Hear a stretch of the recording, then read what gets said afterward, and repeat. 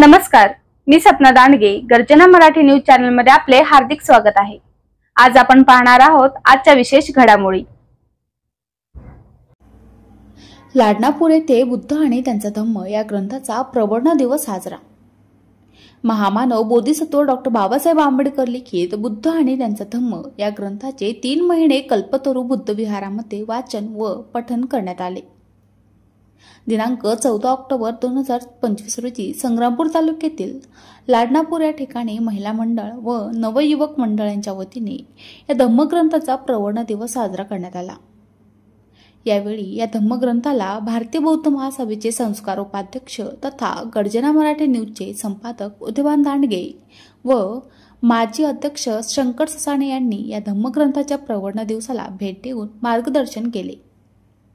हा धम्मग्रंथ कुमारी साक्षी सोनवणे या मुलीने सतत 3 महिने या ग्रंथाचे वाचन पठण व मनन केल्याने साक्षी सोनवणेचा सत्कार करण्यात आला. त्यानंतर सर्व आलेले धम्म उपासक व उपासिका यांना भोजनदान देण्यात आले. गर्जना मराठी न्यूज करिता उदयभान दांडगे, संग्रामपूर.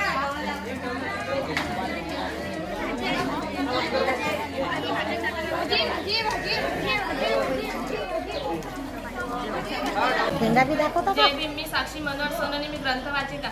संग्रामपूर तालुक्यातील लाडनापूर गावात सतत 3 महिने ग्रंथ वाचन पठण आणि मनन चालू आहे. कल्पतरू बुद्ध विहारामध्ये आज 14 ऑक्टोबर 2025 रोजी बुद्ध आणि त्यांचा धम्म या ग्रंथाचा प्रवर्ण दिन आपण साजरा करीत आहोत. जय भीम. जीवसृष्टी आहे असीम ती भवसागर पार नेण्याची. याचा अर्थ काय माहिती आहे का? आपण आले जन्मी प्रत्येकाला मृत्यूला शरण जावं लागणार आहे. परंतु आपण धर्माच्या ज्ञानानुसार जर या समाज व्यवस्थेमध्ये जगलो तर आपला मृत्यू सुद्धा बुद्ध धर्माच्या नियमाप्रमाणे होणार आहे. असे असंख्य जीवजंतू असंख्य जीव तुमच्या माझ्यासाठी जे जिवंत आहे त्या सगळ्यांचं मदत बुद्ध कर्तव्याने व्हावं. त्यातील ती वाईट प्रवृत्ती नाहीशी व्हावी त्याचा आपल्या अशी शपथ तुम्ही घेतली आहे. ती भवसागर पार नेण्याची जीवन तुम्ही ज्यांनी आहात तोपर्यंत तुम्हाला बुद्धाच्या तत्वाच्या अनुसार जगावं लागेल. दुसरी प्रतिज्ञा आपण करूया. आपण तो दोष असंख्य हे नष्ट करण्याची. आपण विहारात असलो प्रामाणिकपणे मान्य करा की आपण सुखी पुत्र लावती नाही. आपण सुद्धा दुःख ऐकती नाही. त्या कोण दुरुस्त करे? आपण डॉक्टर नाही आपण डॉक्टर बना. या ग्रंथरूपी विचारातून आपलेच दोष आपण नष्ट करा. ही नष्ट करायची आज तुम्ही या विहारामध्ये प्रतिज्ञा घेत आहे. हात दुखत असतील त्याबद्दल माफी करा. आता प्रतिज्ञा आपण करूया. आहेच सत्य अनंत ते पूर्ण अकलण्याची. बरोबर मान्य करता का तुम्ही? सत्याने मान्य करता ना? त्याची प्रतिज्ञा करता की तुम्ही असत्य जो कोणी म्हणून त्याचं सत्य असत्य असत बोलायचं नाही तर मोठा का हाजी करायचं. तुम्ही सत्याला सत्य मानण्याची प्रतिज्ञा ठिकाणी केलेली आहे. आणि मला शेवटची प्रतिज्ञा आपण करूया.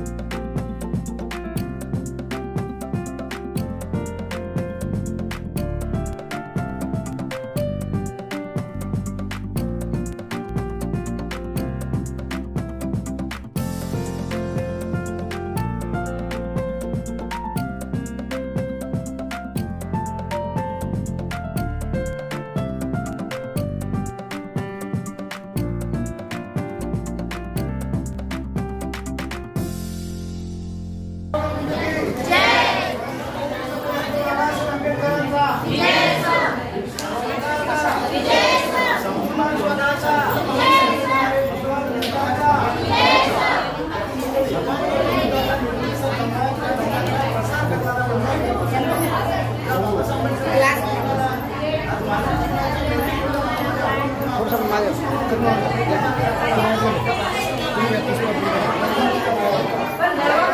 आज आपल्या या लाडनापूर ठिकाणी प्रवर्णा दिवस साजरा करत आहोत। तर या ठिकाणी आमचे जे तालुक्याचे संस्कार विभागाचे उपाध्यक्ष आदरणीय उदयमानजी दांडगे साहेब त्यांच्या गर्जना न्यूज मराठीच्या अंतर्गत इथे उपस्थित झालेत। तुम्हा सगळ्या महिलांना प्रथमतः प्रवर्ण दिनाच्या हार्दिक शुभेच्छा। या ठिकाणी जी ग्रंथ वाचक आहे कुमारी साक्षी मनोहर सोनोने ही मुलगी गेल्या 3 महिन्यापासून या ठिकाणी ग्रंथ वाचन करत आहे। आज ग्रंथ वाचनाच्या शेवटच्या टप्प्यात आपण पोहोचलो आहोत।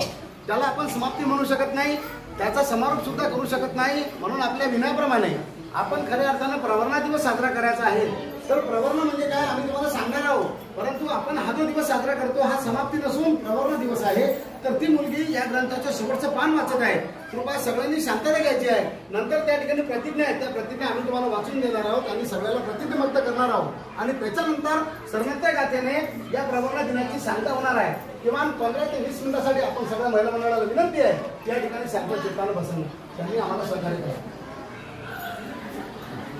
आधुनिक विज्ञानाची प्रगती म्हणजे अंतिम सत्य, एकट्या आणि अवस्थेची विभिन्नता याची प्रगती।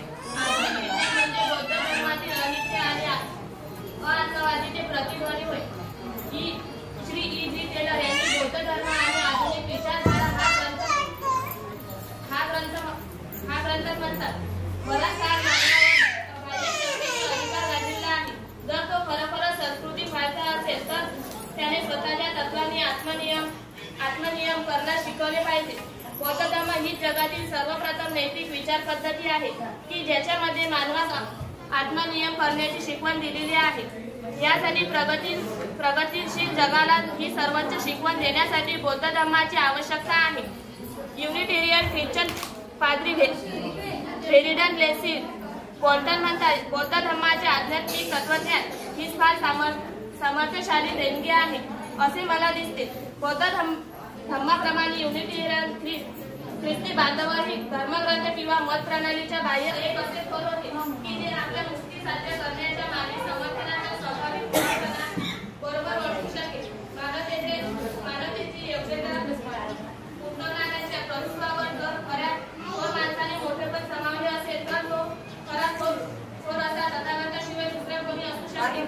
त्यांनी मानवाच्यावर दुसरे कोणी संस्थापित करून त्याला हीन न करता प्रज्ञा आणि मैत्रीच्या शिखरावर प्रस्थापित करून उच्चत्व प्राप्त करून दिले आहे। बौद्ध धर्म हा ग्रंथाचा कर्ता E.J. मीच म्हणतो। बौद्ध धर्मायुक्त दुसरा कोणत्याही धर्मात ज्ञानाचा मूल्यावर आणि अज्ञानाच्या हिंसेवर भर देता आलेला नाही। आपल्याला डोळे उघडून राखण्याबाबत दुसऱ्या कोणत्याही धर्मात इतका भर देण्यात आलेला नाही। दुसऱ्या कोणत्याही धर्मात मानवी विकासासाठी इतकी सखोल योजना आखलेली नाही। W.E. हास्य आपल्या बौद्ध धर्मीय नीतिशास्त्र या ग्रंथात म्हणतात, बौद्ध धर्मातील नैतिक आदर्श पुरुष हा जो अहर्ता तो नैतिक आणि बौद्धिक अशा दोन्ही दृष्टीने महान असला पाहिजे। तो तत्वज्ञ तसा सदाचारी असला पाहिजे। ज्ञान हे मुक्तीसाठी आवश्यक आहे आणि ते प्राप्त करण्यासाठी अपयश येण्याची जी 2 कारणे आहेत त्यापैकी अज्ञान हे एक आहे असे बौद्ध धर्माचे आग्रह सांगितले आहे। या उलट ख्रिस्ती आदर्श पुरुषाच्या घडीत ज्ञानाला अजिबात स्थान नाही। संतापकाच्या आत्मिक स्वरूपामुळे ख्रिस्ती धर्मी विरोधातच मानवतेच्या नैतिक आणि बौद्धिक बाजूस दुरावा निर्माण झाला आहे। संतापकाच्या अस्तित्वी स्वरूपामुळे ख्रिस्ती धर्मीय विरोधात मानवतेच्या नैतिक आणि बौद्धिक बाजूस दुरावा निर्माण